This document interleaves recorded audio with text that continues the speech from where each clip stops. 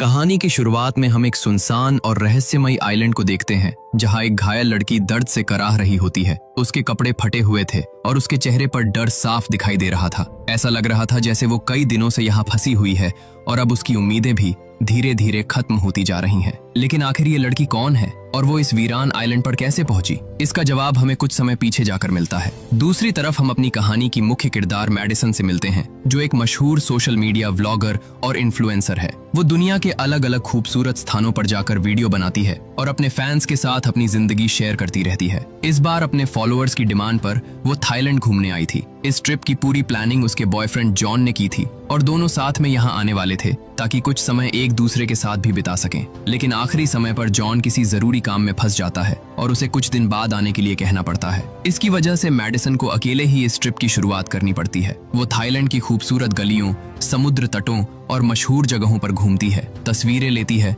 और अपने vlog record करती रहती है। बाहर से देखने पर उसकी जिंदगी किसी सपने जैसी लगती थी, लेकिन अंदर ही अंदर वो अकेलापन महसूस कर रही थी। अगली सुबह मैडिसन अपने होटल के कमरे में एक ब्रांड प्रमोशन वीडियो रिकॉर्ड कर रही होती है, लेकिन उसका मन किसी काम में नहीं लग रहा था। वो बार बार जॉन को मैसेज करती है और उससे जल्द से जल्द आने के लिए कहती है। जॉन उसे समझाता है कि वो पूरी कोशिश कर रहा है, लेकिन अभी कुछ दिन और लग सकते हैं। मैडिसन मजबूरी में उसकी बात मान लेती है। 2 दिन बाद मैडिसन एक बार में बैठी हुई होती है, तभी वहाँ एक बुजुर्ग आदमी उसके पास आता है और पैसों का लालच देकर उसे अपने साथ चलने के लिए कहता है। ये बात मैडिसन को बिल्कुल पसंद नहीं आती और वो वहाँ से जाने के लिए कहती है, लेकिन वो आदमी बार बार उसे परेशान करता रहता है। तभी वहाँ CW नाम की एक लड़की आती है और उस आदमी को सबके सामने शर्मिंदा करके वहाँ से भगा देती है। CW यहीं की रहने वाली थी और उसे इस इलाके की हर छोटी बड़ी चीज की जानकारी थी। मैडिसन उसकी मदद के लिए उसे धन्यवाद कहती है और इसी के साथ दोनों के बीच बातचीत शुरू हो जाती है। CW उसे बताती है कि इस शहर में अकेले घूमने वाली लड़कियों को हमेशा सावधान रहना चाहिए,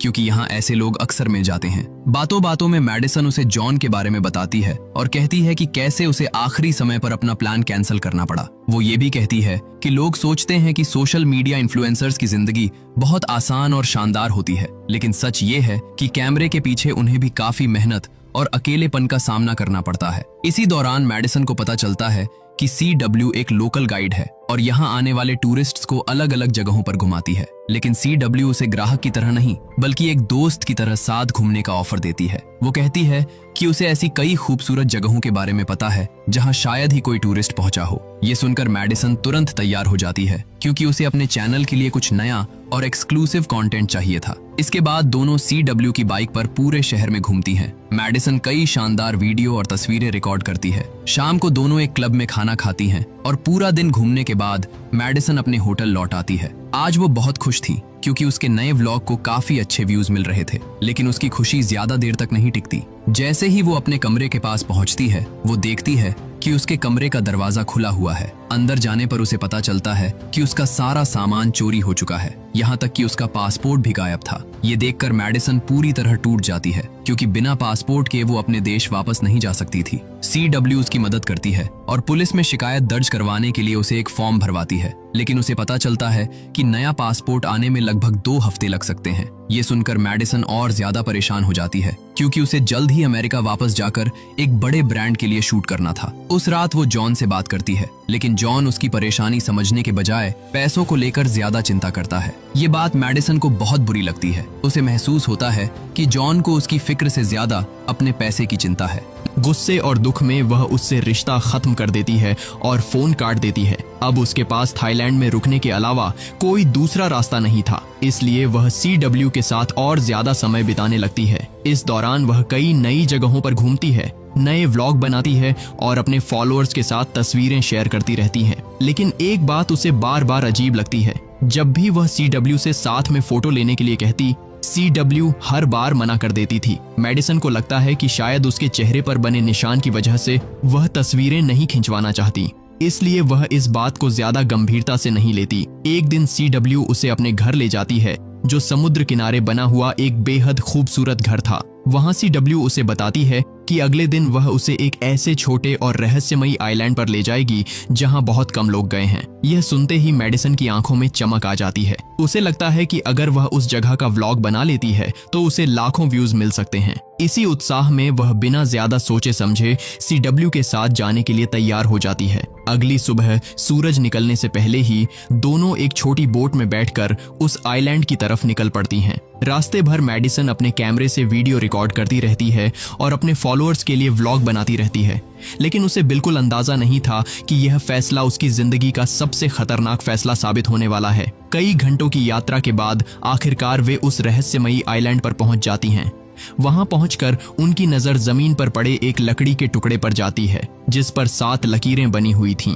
आमतौर पर लोग ऐसी लकीरें तभी बनाते हैं जब वे अपने बीतते दिनों की गिनती कर रहे होते हैं। इसका मतलब साफ था कि या तो कोई कभी यहाँ फंसा हुआ था या शायद अभी भी कोई यहाँ मौजूद था, लेकिन फिलहाल वहां उन्हें कोई दिखाई नहीं देता। चारों तरफ सिर्फ घना जंगल, समुद्र की आवाज और एक अजीब सी खामोशी थी। रात होने पर दोनों आग जलाकर उसके सामने बैठती हैं और अपनी जिंदगी के बारे में बातें करने लगती हैं। लेकिन मैडिसन को बिल्कुल नहीं पता था कि अगली सुबह उसकी पूरी दुनिया बदलने वाली है। अगली सुबह जब मैडिसन की आंख खुलती है तो वह हैरान रह जाती है क्योंकि CW वहां से जा चुकी थी। आसपास ना उसकी बोट थी और ना ही उसका कोई सामान। दूसरी तरफ CW आराम से अपने घर पहुंचती है, लेकिन उसका मकसद सिर्फ मैडिसन को यहाँ छोड़ना नहीं था। उसका असली प्लान इससे कहीं ज्यादा खतरनाक था। वह धीरे धीरे मैडिसन के सोशल मीडिया अकाउंट्स में घुस जाती है और उसकी प्रोफाइल, तस्वीरें और पहचान पर कब्जा करना शुरू कर देती है। CW अब मैडिसन की तस्वीरों की जगह अपनी तस्वीरें लगाने लगती है। वह मैडिसन के कपड़े पहनती है, उसके स्टाइल को अपनाती है और उसी की तरह वीडियो रिकॉर्ड करना शुरू कर देती है। धीरे धीरे वह सोशल मीडिया पर मैडिसन बनकर जीने लगती है, जबकि असली मैडिसन उस सुनसान आइलैंड पर जिंदगी और मौत के बीच संघर्ष कर रही थी। इधर कई दिनों तक मैडिसन का कोई फोन या मैसेज न आने की वजह से जॉन भी परेशान होने लगता है। हालांकि दोनों के बीच लड़ाई हुई थी, लेकिन ऐसा पहले कभी नहीं हुआ था कि मैडिसन इतने दिनों तक उससे कोई संपर्क न करे। उसे क्या पता था कि अब मैडिसन का फोन CW के पास था और वही उसके सारे मैसेज पढ़ रही थी। इसी दौरान हमें पता चलता है कि यह सब CW पहली बार नहीं कर रही थी। इससे पहले भी वह कई लड़कियों के साथ ऐसा कर चुकी थी। वह अकेली घूमने आने वाली लड़कियों को अपना निशाना बनाती, उनकी जिंदगी छीन लेती और फिर उनकी पहचान का इस्तेमाल करती थी। अब वह अपने अगले शिकार की तलाश में थी। जल्द ही उसकी मुलाकात एक युवा वकील लड़की से होती है जो अकेले थाईलैंड घूमने आई थी। बातचीत के दौरान CW को पता चल जाता है कि वह किस होटल में रुकी हुई है और उसकी पूरी दिनचर्या क्या है। इसके बाद वह उसी होटल में अपना कमरा बुक करवाती है और धीरे धीरे उसकी जिंदगी में घुसने लगती है। एक दिन मौका देखकर CW उसकी चाबियां चुरा लेती है और ठीक वही सब करती है जो उसने मैडिसन के साथ किया था। कुछ ही समय में वह लड़की भी बिना पासपोर्ट और जरूरी सामान के एक अजनबी देश में फंस जाती है। अब वह भी पूरी तरह CW पर निर्भर हो चुकी थी। कुछ दिनों बाद CW उसे एक बड़े और खूबसूरत घर में लेकर जाती है और कहती है कि यह उसका घर है, लेकिन सच तो यह था कि वह घर असल में मैडिसन का था। यहीं पहली बार उस लड़की की मुलाकात जॉन से होती है जो मैडिसन को ढूंढते हुए वहां तक पहुंचा था। जॉन को देखकर CW झूठ बोलती है कि मैडिसन ने उससे रिश्ता खत्म कर दिया है और वह अब उसकी जिंदगी से हमेशा के लिए जा चुकी है। लेकिन जॉन को इस बात पर विश्वास नहीं होता। वह जानता था कि मैडिसन उससे नाराज जरूर हो सकती है, लेकिन बिना कुछ कहे हमेशा के लिए गायब नहीं हो सकती। अगले दिन जॉन मैडिसन के नंबर पर कॉल करता है, लेकिन फोन उठाती है CW। वह AI की मदद से मैडिसन जैसी आवाज बनाकर जॉन से बात करती है और उसे यकीन दिलाने की कोशिश करती है कि अब उनके बीच सब खत्म हो चुका है। जॉन बाहर से भले ही शांत दिखता है, लेकिन उसके मन में अब भी कई सवाल थे। इधर वकील लड़की को भी धीरे धीरे एहसास होने लगता है कि CW के बारे में कुछ न कुछ जरूर गलत है, क्योंकि उसके साथ भी वही सब हो रहा था जो कभी मैडिसन के साथ हुआ था। एक वकील होने की वजह से वह ऐसे मामलों को अच्छी तरह समझती थी और उसने फैसला किया कि वह सच्चाई का पता लगाकर रहेगी। एक दिन वह मैडिसन की ID से CW को एक मैसेज भेजती है। जैसे ही उस मैसेज का नोटिफिकेशन CW के फोन पर आता है, उसकी सारी सच्चाई उस लड़की के सामने आ जाती है। अब उसे यकीन हो चुका था कि मैडिसन के साथ कुछ बहुत बुरा हुआ है और उसके पीछे CW का ही हाथ है। यह समझते ही वह तुरंत वहां से निकलने और पुलिस के पास जाने का फैसला करती है, लेकिन CW इतनी आसानी से उसे जाने नहीं देना चाहती थी। कुछ ही देर बाद वह वहां पहुंच जाती है और दोनों के बीच तनावपूर्ण बातचीत शुरू हो जाती है। वकील लड़की उसे चेतावनी देती है कि अगर उसने कुछ गलत किया है तो वह बच नहीं पाएगी, लेकिन CW के लिए अब अपने राज को बचाना सबसे जरूरी था। और यहीं से कहानी एक बार फिर खतरनाक मोड़ लेने वाली थी, क्योंकि अब CW अपनी सच्चाई छुपाने के लिए किसी भी हद तक जाने को तैयार थी। लेकिन CW के चेहरे पर जरा भी डर नहीं था।